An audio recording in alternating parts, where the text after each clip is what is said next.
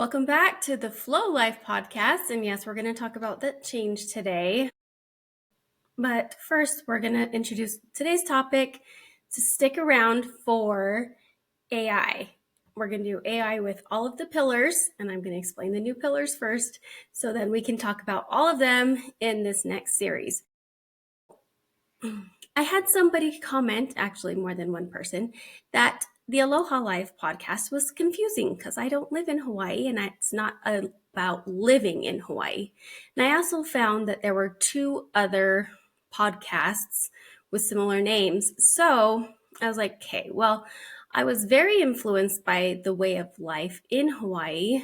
It's a very fluid, rhythmic, flowy type of lifestyle. So that's why we are now the F.L.O.W Life podcast.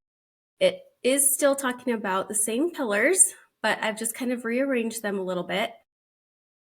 So F is focusing on family and putting the things that matter first. L is for living with purpose, and that includes your travel, memory making, and being intentional about your everyday life. And then there's the O, which means you're going to own your money and your time, which I really wanted to put those together anyway. So this works out perfect. I'm loving it. I'm loving this change. And then W is for our wellness, self-care, and just taking care of ourselves in general, because we women need that too. So yes, women's wellness is what we're doing on W. So yes, that's the new F.L.O.W for F.L.O.W Life podcast. And those are our pillars. So today's pillar with AI, we're going to talk about how I use AI in each of these pillars. And so the first one with F is, your family, your home life. And so this could be a full-time job, being like a full-time home manager. I'm not even a stay-at-home mom because I also have a full-time job and this little side business of mine. So just the mental load of, juggling schedules, all the appointments, keeping the house clean, doing chores, helping with homework, keeping people, going to practices, finding some order, or at least trying to, without all the mental load on your part. So those of us with full-time jobs and side hustles, forget about it. We don't have the load for that. So I actually have done the upgrade on ChatGPT. It's $20 something a month. And I feel like it's become my home assistant. And, I have a little $20 assistant on the side. So it helps me think things out when I can't process what's going on. There's chaos going in my head. I spit out all the things. It can rearrange, prioritize what needs to happen first. It just helps with that capacity that I sometimes don't always have. And thinking of words today is one of those things. So it's not magic, but it's pretty close. So here's kind of how I use it to keep my everyday functional life going and, finding some fun things too. So like I said, decluttering my brain, putting out a to-do list. Are you one of those people who's 47 tabs open in your brain and you feel like your brain is a browser and it's just trying to keep capacity of all the mental and keep track of all the things you have to do? Well, that's what I use AI for. So I can type out my long, messy to-do list, ask it to organize, prioritize. If there's due dates, I put those in.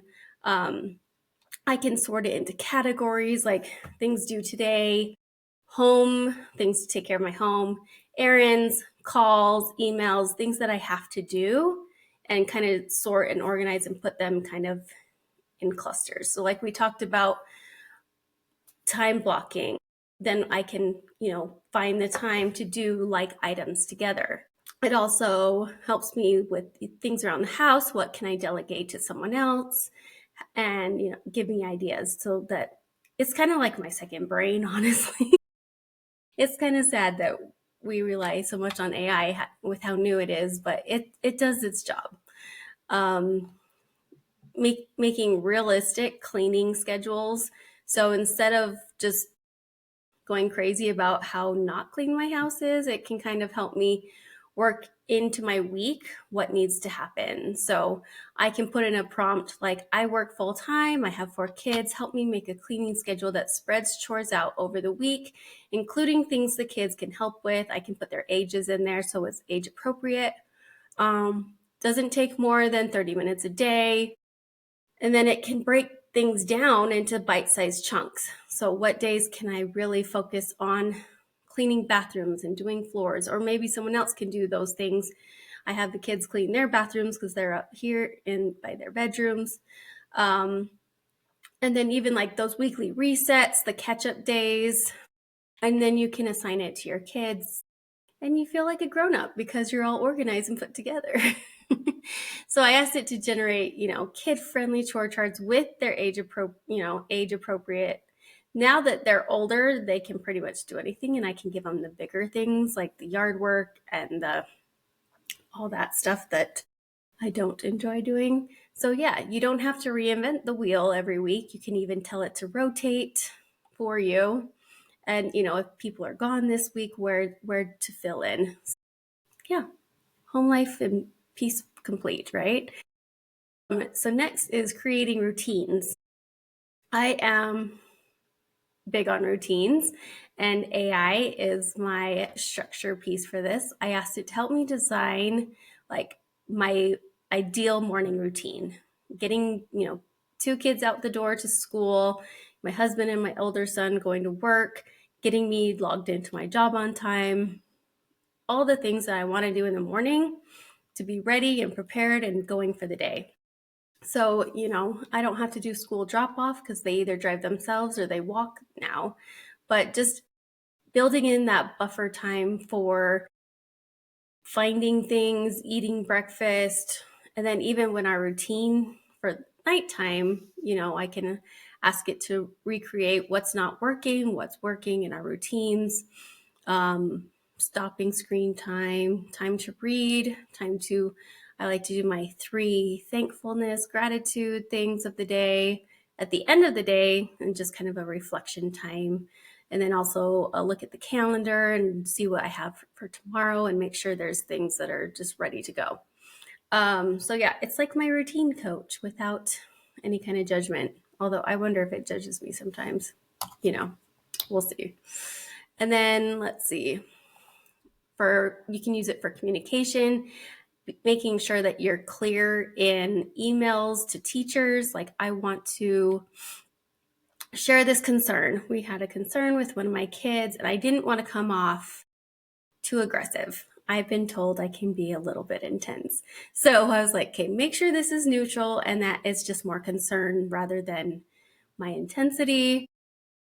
We can help it talk about things that the family needs to discuss, things that no lectures. I wanted it just to be clear, fair.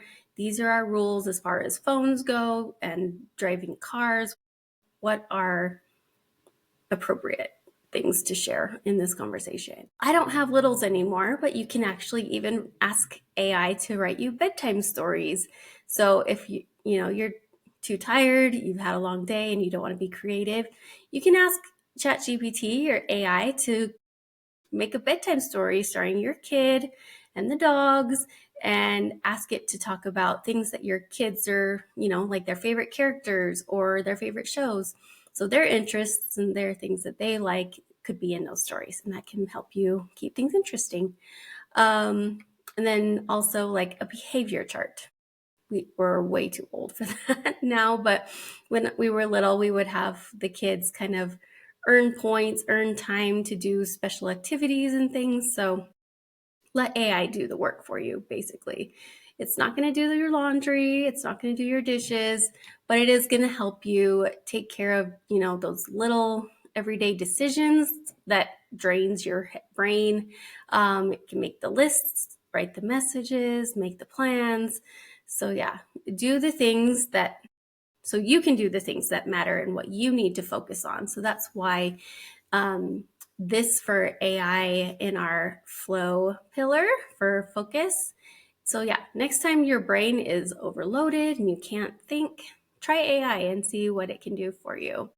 And then, one tiny little prompt or question may save some time for you, maybe even some sanity. We all need more of that. So, hopefully that helps you out with our flow pillar. And join me next week for L, living with purpose and intention. Talk to you soon.